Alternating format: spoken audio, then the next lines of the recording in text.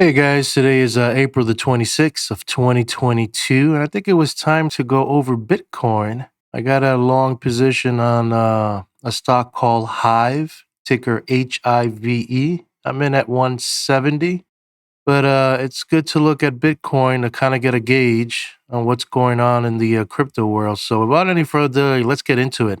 Right here, I have a weekly chart, and the data set is from like 2014, around the September, all the way to current prices as of right now. And there are a few cycles that are important here. We're going to start out with the big one, and that one will be the 356 cycle. That one right now, as you can see, it's on a top departure, so now it's starting to point lower, and it bottoms out somewhere around 2025, around there.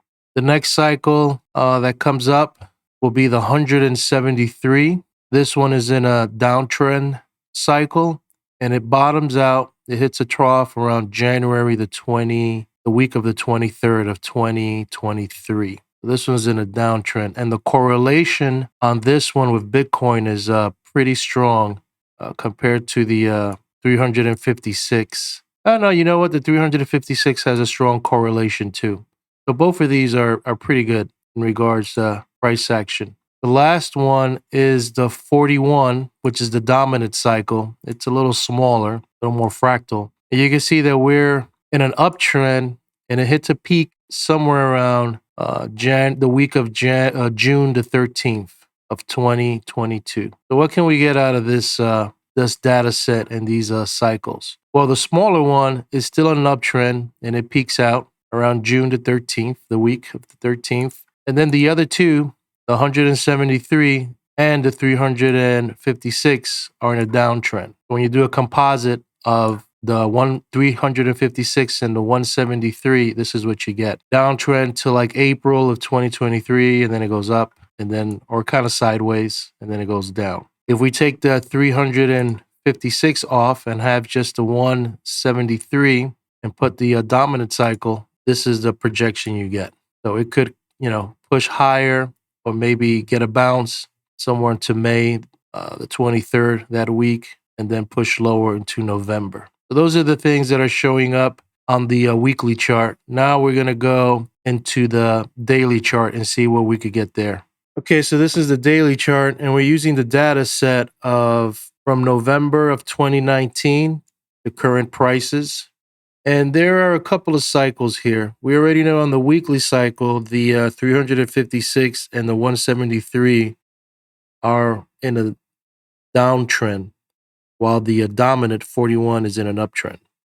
What we have on the daily would be the 224.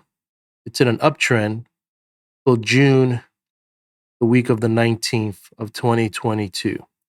The dominant cycle would be the 39. You can see on the weekly, it's a little more fractal. This one's in an uptrend till May the 6th of 2022. It hits a peak on those two. You take a composite of the 39 and the 224, and this is what you're gonna projection line, where you get somewhere around June the 15th, 2022. It hits a peak. So you have the weeklies, two strong cycles pointing down, the dominant cycle on the weeklies pointing up, and on the daily, you have the 224 cycle pointing up, and you have the 39 cycle pointing up. This is what you get somewhere around June. Now let's look at the other charts and see what we could get there. Okay, looking at Bitcoin, looking at the 4 hour right now, we just had a buy signal kick in. This is at the shorter time frame. Looking at the daily, we don't have a buy signal yet. It's just kind of consolidating, kind of going sideways. It's in a sell mode. On the weekly, it's still in a sell mode, so no buy signals yet. And on the monthly, it's in a buy. We got to open this up a little more to see what's going on here, what level. As long as it holds at 29,000, it's in a monthly buy zone, so or in a buy signal. The weekly and the daily are negative. The 4-hour just turned positive. So let's look at other information, other data. Okay, we look at our simple glance chart. We'll start off with the weekly. This is a 1-year chart, weekly chart. And you can see using the market profile, the value area high is 52. The value area low is 32. And point of control is at 40,000. And that's where the fight is going on, within that 40,000. Volume has been pretty much low and negative. The MACD is just kind of like in a sell signal, but more like a chop going sideways. As you can see in the cloud, you're about to fall off the cloud. And in the future of the cloud, it's negative, and it looks like now it's like starting to turn a little positive. Linear regression channels are pointing down. You're below the 20, the 50.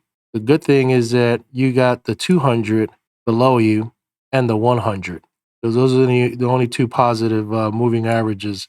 The 20 and the 50 are negative. You just had some buy signals here, but it's now below it.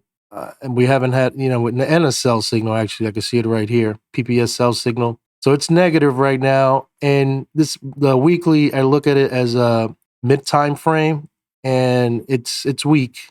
It's consolidating in this cloud, and it's about to fall off.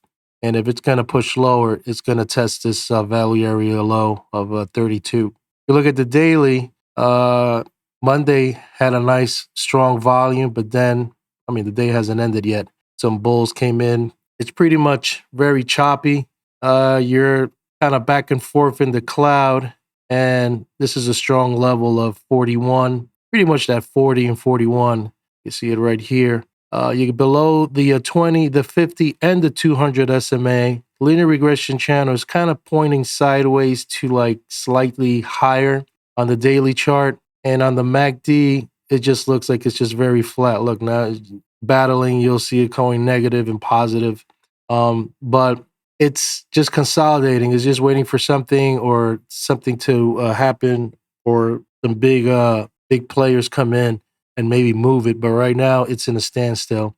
If we go into our squeeze play chart, the only thing I can see squeeze play wise is the weekly chart, where we're in a squeeze play setup right now. This last week and now in this week, we're entering 2 weeks of just really tight price action. And you can see in the moving averages, these are levels here at 38 and also this 32. This is the monthly, weekly, daily, and the 12-hour. And on the monthly, we have a sell signal. On the weekly, sell signal. The Tom D mark 9th candle hit here on the 13th. It's just kind of going sideways still. And the 12-hour still in the sell signal below all the moving averages. And this is kind of positive on the daily. So we'll see how today we close. This is what the squeeze play is indicating, that it's going to explode somewhere. We just don't know where it's going to explode to. And the last chart will be the midpoint chart. As you can see on the yearly, we're below the previous 50%, which was at 48. That was resistance. On the monthly, we're negative. We're below the monthly previous 50%, which is at 42, 80, 28. On the weekly, we're negative because now we're below the previous 50%, which is at 40, 77, 3. And on the daily, we're in the gray because we're now at the previous 50%. So this needs to hold 39. If not, we're going to go down to 38. Another key level to watch. You can see it right here, 38.50, 38.535. Over here is at 38.190. If this doesn't hold. And over here on the monthly is at 37.180. Another key level is the low of the previous month. And then another level on the yearly, it will be the 28.440. That's very bearish. I've always said the weekly time frame in regards to cycle dominates the daily. Although there are some things that are positive on the daily, and then there's one positive cycle on the weekly. It all depends where Bitcoin wants to go. But so far, the price action doesn't look too good on the simple glance in regards to the cloud. So I got to tighten up my stop on HIVE. If this thing collapses, at least I'll get stop out and take a loss. But that's what the cycles and what the data is showing and key levels for you to keep an eye on and watch. Hopefully you like this video. I'll keep you posted on my thoughts on Bitcoin.